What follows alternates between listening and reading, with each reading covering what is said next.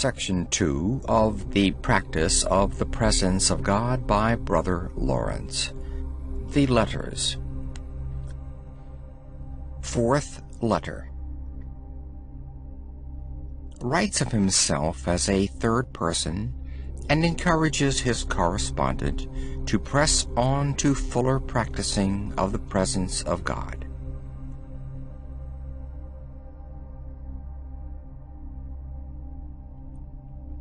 I have taken this opportunity to communicate to you the sentiments of one of our society concerning the admirable effects and continual assistances which he receives from the presence of God.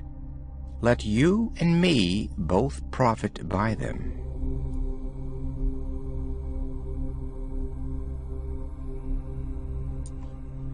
You must know his continual care has been, for above 40 years past that he has spent in religion, to be always with God, and to do nothing, say nothing, and think nothing, which may displease him, and this without any other view than purely for the love of him, and because he deserves infinitely more.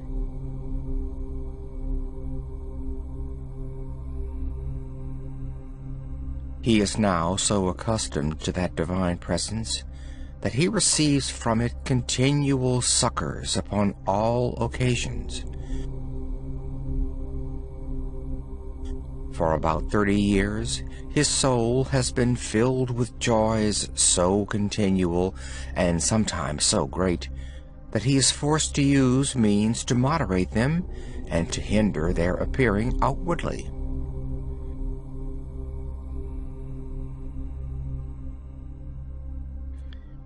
If sometimes he is a little too much absent from that divine presence, God presently makes himself to be felt in his soul to recall him, which often happens when he is most engaged in his outward business.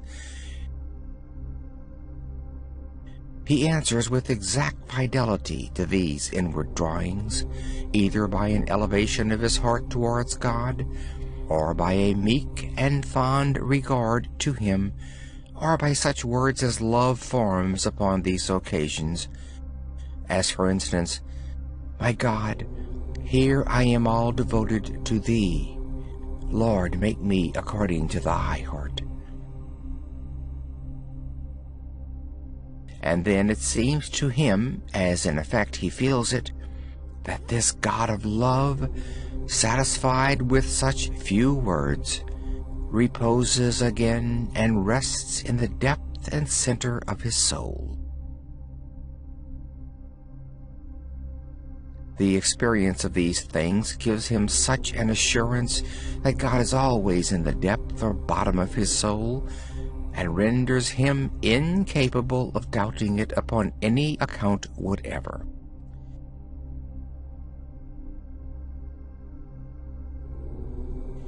Judge by this what content and satisfaction he enjoys, while he continually finds in himself so great a treasure. He is no longer in an anxious search after it, but has it open before him, and may take what he pleases of it.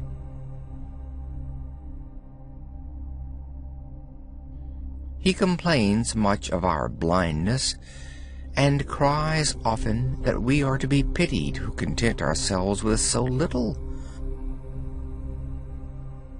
God, saith he, has infinite treasure to bestow, and we take up with a little sensible devotion, which passes in a moment. Blind we are, we hinder God, and stop the current of his graces. But when he finds a soul penetrated with a lively faith, he pours into it his graces and favors plentifully. There they flow like a torrent, which, after being forcibly stopped against its ordinary course, when it has found a passage, spreads itself with impetuosity and abundance.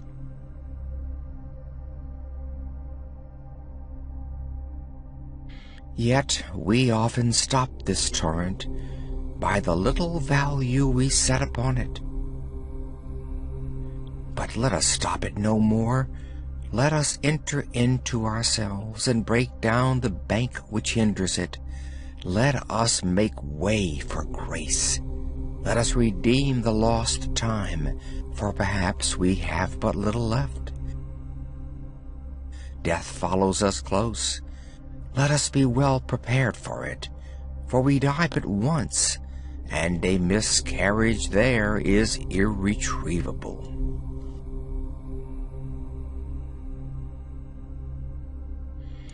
I say again, let us enter into ourselves. The time presses. There is no room for delay. Our souls are at stake. I believe you have taken such effectual measures that you will not be surprised. I commend you for it. It is the one thing necessary. We must, nevertheless, always work at it, because not to advance in the spiritual life is to go back. But those who have the gale of the Holy Spirit go forward even in sleep. If the vessel of our soul is still tossed with winds and storms, let us awake the Lord who reposes in it, and he will quickly calm the sea.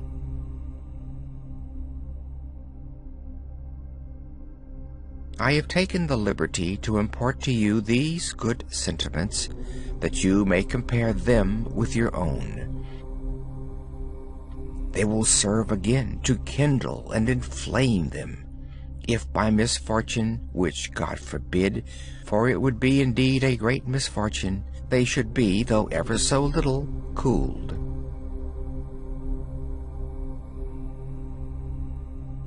Let us both recall our first fervors.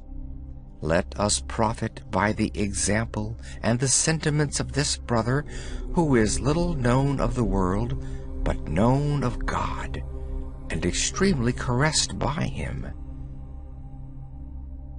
I pray for you. Do you pray instantly for me, who am yours in the Lord. End of the fourth letter.